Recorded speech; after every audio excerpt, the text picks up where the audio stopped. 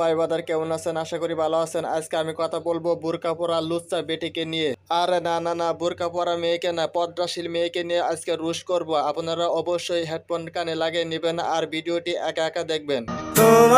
আরে public place এসে কি খুলে, এগুলোকে খোলা জায়গা এখানে, ভিতরে যাই খুলতে হবে। চলো ভিতরে যাই খুলে আসি, আর তুমিও দেখো আমিও দেখি।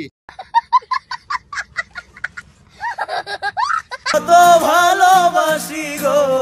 হ্যাঁ, তোমার ডাবগুলো অনেক সুন্দর, দেখতে অনেক ভালো দেখা যায়। ছোট ছোট, খেয়ে মজা পাওয়া যাবে, ধরতেও মজা পাওয়া যাবে, অনেক ভালো দেখতে পারতাছি।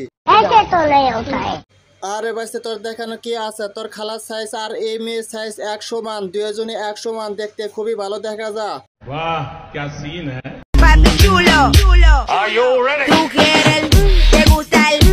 হাই গাইস, বোরকা পরে এই মেয়েটি এরকম করতেছে কেন? আপনাদের কাছে যদি ওষুধ থাকে, আপনারা যদি যান তাহলে এই মেয়েটি দিয়ে দেন। আমাকে কি করতে হবে আমাকে একটু কমেন্টে বলে যান। আমার মনে হয় এই মেয়েটা রাতে ঠাপের অভাব, ঠিক মতো ঠাপ দিতে পারলে, ঠিক মতো করতে পারলে এই মেয়েটি ঠিক হবে, তাছাড়া ঠিক হবে না। বোরকা পরে এভাবে অশ্লীলতার কাজ কেউ করে, দেখুন কিভাবে অবস্থা করতেছে। আপনারা কমেন্টে তাকে কইরা বাসায় দিয়ে যান। ओ भाई मारो, मुझे मारो मारो।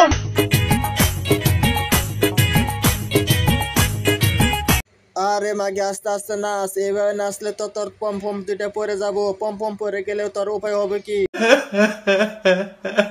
এরকম বেহায়া মেয়েদের জন্য ভালো ভালো পর্দাশীল মেয়েদের বদনাম হয়। এদের কি কোনো মা বাবা নাই নাকি? মা বাবা বেহায়া পর্দা ছাড়া।